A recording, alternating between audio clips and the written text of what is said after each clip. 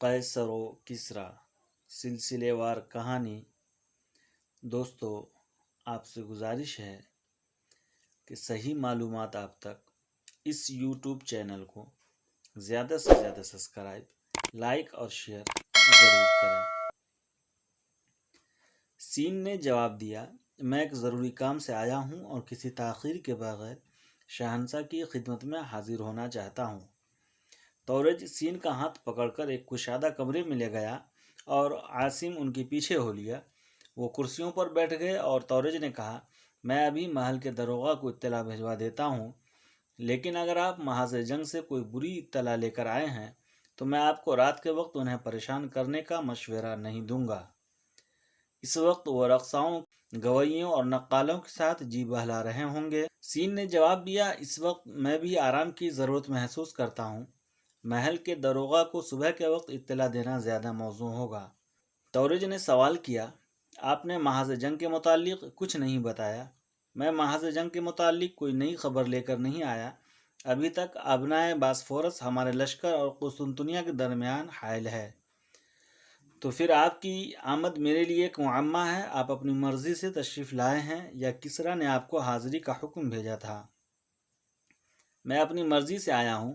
معاف کیجیے، میں آپ کے ساتھی کو پہچان نہیں سکا، یہ کون ہے؟ تورج نے عاصم کی طرف اشارہ کرتے ہوئے سوال کیا۔ یہ ایک عرب ہے اور ان کا نام عاصم ہے۔ یہ فلسطین اور مصر کی جنگوں میں ہمارا ساتھ دے چکے ہیں اور میں ان کی دوستی پر فخر کر سکتا ہوں۔ تورج نے کہا، معلوم ہوتا ہے کہ آپ کوئی اچھی خبر لے کر نہیں آئے۔ عاصم نے کہا، میں قیصر روم کی طرف صلح اور دوستی کی پیشکش لے کر آیا ہوں۔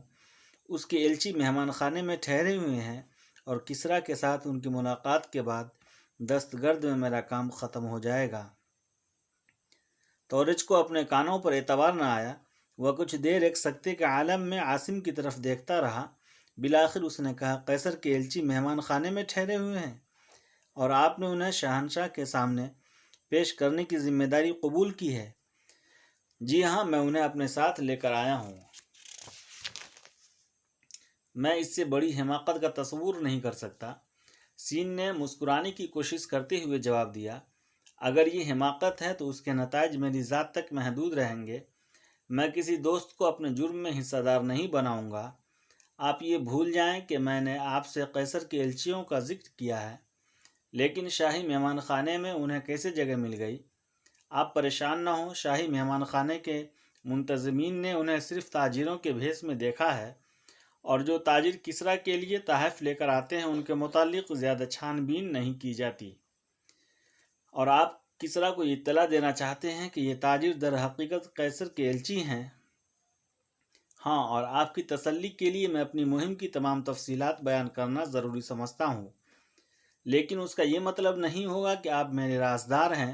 میں اپنے عزیز ترین دوست کو ان معاملات سے الگ تھلگ رکھنا چاہتا ہوں۔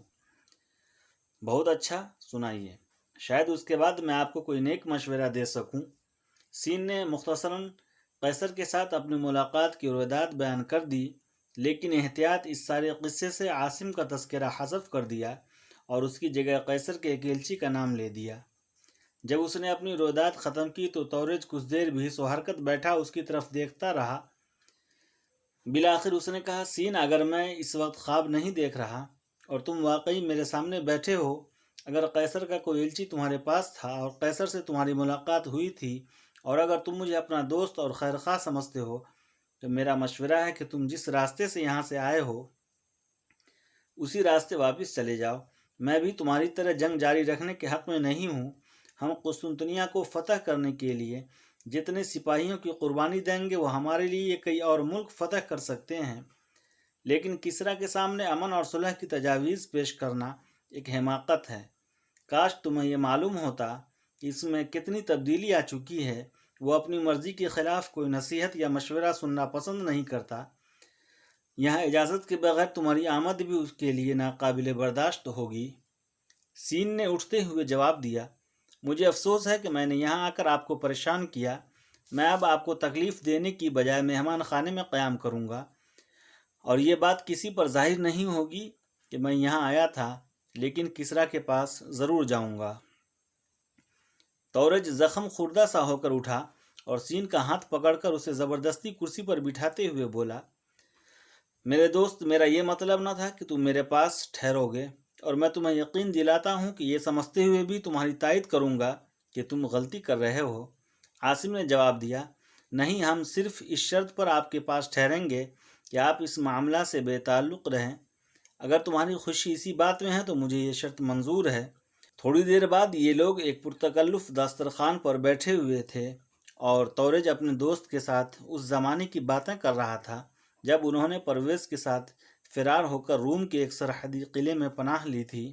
اگلے دن سین شاہی ایوان کے ایک کشادہ کمرے میں اپنے فرما رواں کی مسند کے سامنے کھڑا تھا۔ پرویز کے دائیں ہاتھ دو حسین و جمیل لونڈیاں سونے کی سراہی اور ساغر اٹھائے کھڑی تھی۔ محفل کا داروغہ، چند اہلکار اور مسلح سپاہی سین سے چند قدم پیچھے دروازے کے قریب کھڑے تھے۔ پرویز نے کچھ دیر اپنی شفاف نگاہوں سے سین کی طرف دیکھا، پھر اس نے دائیں طرف دیکھ کر ہاتھ سے اشارہ کیا اور ایک لونڈی نے سنہری تشت میں جس میں ارغوانی شراب کا ساغر چھلک رہا تھا آگے بڑھا دیا۔ پرویز نے جواہرات سے مرصع ساغر اٹھا کر شراب کے چند گھونٹ پیے اور اسے دوبارہ تشت میں رکھتے ہوئے سین کی طرف متوجہ ہوا۔ جہاں تک ہمیں علم ہے تمہیں قسطنطنیہ فتح کرنے سے پہلے اپنا محاذ چھوڑنے کی اجازت نہ تھی۔ اگر ہماری حکم عدولی کی وجہ یہ ہے کہ تم کوئی خوشخبری لائے ہو تو تمہیں کل یہاں پہنچتے ہی ہمارے سامنے پیش ہونا چاہیے تھا۔ سین نے جھجکتے ہوئے کہا، علی جاں، یہ غلام آپ کی حکم عدولی کا خیال بھی اپنے دل میں نہیں لا سکتا۔ میں ایک اہم خبر لایا ہوں۔ میں نے یہ محسوس کیا تھا کہ میرا کسی تاخیر کے بغیر حضور کی قدم بوسی کے لیے حاضر ہونا ضروری ہے۔ پرویز نے کہا، قسطنطنیہ کی فتح کے سوا ہمارے لیے کوئی اور خبر اہم نہیں ہو سکتی۔ علی جاں، میں شرمسار ہوں کہ میں قسطنطنیہ کی فتح کا خبر لے کر نہیں آیا، لیکن میں آپ کو یہ خوشخبری دے سکتا ہوں کہ ہم نے جس مقصد کے لیے تلوار اٹھائی تھی وہ حاصل ہو چکا ہے۔ قیصر ہار مان چکا ہے اور وہ مزید تباہی سے بچنے کے لیے ہماری ہر شرط ماننے کے لیے تیار ہے۔ اگر اس کے لیے دستگرد کا راستہ مسدود نہ ہوتا تو وہ بذات خود یہاں پہنچ کر آپ سے صلح کی بھیک مانگتا۔ کسریٰ کی حالت اس درندے کی سی تھی جو زخم کھانے کے بعد گہری نیند سے بیدار ہوا ہو۔ اس نے بڑی مشکل سے اپنا غصہ ضبط کرتے ہوئے کہا، ہم نے تمہیں قیصر کو پابہ زنجیر یہاں لانے کا حکم دیا تھا اور تم اس کے ایلچی بن کر آ گئے ہو۔ تمہیں یہ جرأت کیسے ہوئی؟ علی جاں، میں کئی سال ناکام کوششوں کے بعد اس نتیجہ پر پہنچا ہوں کہ ہم ابنائے باسفورس کا پانی ایرانی سپاہیوں کے خون سے سرخ کیے بغیر قسطنطنیہ پر قبضہ نہیں کر سکتے۔ اگر اس جنگ کا مقصد ایران کا لوہا منوانا ہے تو ہمیں یہ مقصد حاصل ہو چکا ہے۔ اگر قیصر ایران کے ایک ادنا باجگوار کی حیثیت سے آپ کی پناہ میں آ جائے اور اسے آپ کی شرائط منظور ہو جو کسی شکست خوردہ دشمن کی شہرک پہ تلوار رکھ کر منوائی جا سکتی ہے، تو مجھے ایسی جنگ جاری رکھنے میں کوئی فائدہ نظر نہیں آتا، جس کے نتائج کے متعلق سردست کوئی بات پورے یقین کے ساتھ نہیں کہی جا سکتی۔ رومیوں کی موجودہ بے بسی کی وجہ یہ ہے کہ ان کے شمال مغربی سرحدوں پر وحشی قبائل نے تباہی اور بربادی کا ایک طوفان برپا کر رکھا ہے اور وہ ہلاکت سے بچنے کے لیے ہماری پناہ میں آنا چاہتے ہیں، لیکن یہ ضروری نہیں کہ یہ وحشی ہمیشہ کے لیے ان کے دشمن بنے رہیں۔ قیصر ہم سے مایوس ہو کر ان کی طرف دیکھے گا اور یہ ممکن ہے کہ کسی دن وہ آپس میں صلح کر لیں اور ہمیں ان کی متحدہ قوت کا سامنا کرنا پڑے۔ شاید آپ کو یہ علم نہ ہو کہ ایرج جو خاقان کے پاس دوستی کا پیغام لے کر گیا تھا ان کے ہاتھوں قتل ہو چکا ہے۔ کسریٰ نے اضطراب کی حالت میں ساقی کے تشت سے شراب کا جام اٹھایا اور جلدی سے خالی کرنے کے بعد کہا، یہ ناممکن ہے، یہ کبھی نہیں ہو سکتا، خاقان میں یہ جرأت نہیں ہو سکتی۔ علی جاں، اگر آپ کو یقین نہیں آتا تو میں اس شخص کو آپ کے سامنے پیش کر سکتا ہوں جس نے اپنی آنکھوں سے اسے قتل ہوتے دیکھا ہے۔ تم یہ سمجھتے ہو کہ ایرج کے قتل کی خبر سن کر ہم مرعوب ہو جائیں گے؟ نہیں علی جاں، میں صرف یہ عرض کرنا چاہتا ہوں کہ رومی اگر ہماری شرائط مان لیں تو ان پر اعتماد کیا جا سکتا ہے، لیکن آوار کسی کے دوست نہیں بن سکتے۔ پرویز نے سوال کیا، تمہیں یہ کیسے معلوم ہوا کہ ہرقل ہماری تمام شرائط مان لے گا؟ علی جاں، ہرقل کے ایلچی حضور کی قدم بوسی کے لیے یہاں پہنچ چکے ہیں اور وہ صلح کی شرائط پوری کرنے کے لیے مکمل اختیارات لے کر آئے ہیں۔ किसरा की रगों का सारा खून सिमट कर उसके चेहरे में आ गया और उसने गुस्से और इस्तराब से लरसती हुई आवाज़ में पूछा, वह किस तरह यहाँ पहुँच गए, वह कहाँ है? सीन ने इत्मीनान से जवाब दिया, अलीजाह वो मेरे साथ आए हैं और शाही मेहमान खाने में ठहरे हुए हैं। किसरा की निगाहें सीन से हटकर उससे चंद कदम पीछे महल के दरोगा पर मरकूज हो गई। वो लरसता हुआ आगे बढ़ा और सरापा इल्तिजा बनकर चिल्लाया, अलीजाह मैं बेकसूर हूँ। मेहमान खाने के नाजिम ने मुझे सिर्फ ये बताया था कि सिपह सालार के साथ चंद ताजिर आए हैं और वो जहाँ पनाह को तहफ़ पेश करना चाहते हैं। किसरा की क़ुव्वत बर्दाश्त जवाब दे चुकी थी। वह कुछ देर भी बैठा सीन की तरफ देखता रहा। आखिर उसने सवाल किया, तुम कब से कैसर के साथ सुलह की बात कर रहे थे और तुम्हारे पास इस बात की क्या ज़मानत है कि उसे हमारी हर शर्त कबूल होगी? अलीजाह अगर सिर्फ कैसर के एलची मेरे पास आते तो मैं उन्हें मुंह लगाने की जुर्रत न करता। मैं इसलिए यहाँ हाजिर हुआ हूँ कि कैसर बज़ात खुद आपकी इस अदना ग़ुलाम के पास हाजिर हुआ था। मुझे अंदेशा था कि अगर मैंने उसका पैगाम आप तक नहीं पहुँचाया तो आप शायद मुझे काबिल माफ़ी नहीं समझेंगे। किसरा उठकर खड़ा हो गया। साक़ी ने जल्दी से आगे बढ़कर शराब का जाम पेश किया, लेकिन उसने गुस्से से हाथ मारा और सुनहरी जाम चंद कदम दूर जा गिरा। चंद सानिये बाद दोबारा मसनद पर बैठ गया और बोला, हरकुल तुम्हारे पास आया था। हाँ अलीजाह, मैं झूठ नहीं कहता। मेरी रवानगी से 3 दिन कबल समंदर के किनारे हमारी मुलाकात हुई थी। जब वो तुम्हारे पास आया था तो हमारी फ़ौज कहाँ थी? फ़ौज पड़ाव में थी अलीजाह, और हमारी मुलाकात पड़ाव से कुछ दूर समंदर के किनारे हुई थी। तो इसका मतलब ये है कि तुमने हरकुल के साथ पहले से खुफिया मुलाकात का इंतज़ाम कर रखा था। अलीजाह, मैंने उसके एलचियों के साथ मुलाकात करना कबूल किया था और हरकुल को इस मुलाकात के बाद मेरे पास आना था, लेकिन वो इंतज़ार ना कर सका और रात के वक्त जब उसके एलची मेरे पास पहुँचे तो हरकुल उनके साथ था और तुम उसे गिरफ्तार न कर सके। तुम्हें हमारा ये हुक्म याद न रहा कि हम उसे पाबजंजीर देखना चाहते हैं। अलीजाह, वो अपने हथियार फेंक कर मेरे पास आया था और मैं ये सोच भी नहीं सकता कि उनकी इन हालात में आप उसकी गिरफ्तारी पसंद फरमाएंगे। उसे ये इत्मीनान था कि तुम उसे गिरफ्तार नहीं करोगे। अलीजाह, वो ये जानता था कि मैं एक शहंशाह का खादिम हूँ और मेरा शहंशाह एक गिरे हुए दुश्मन पर हाथ उठाना पसंद नहीं करेगा।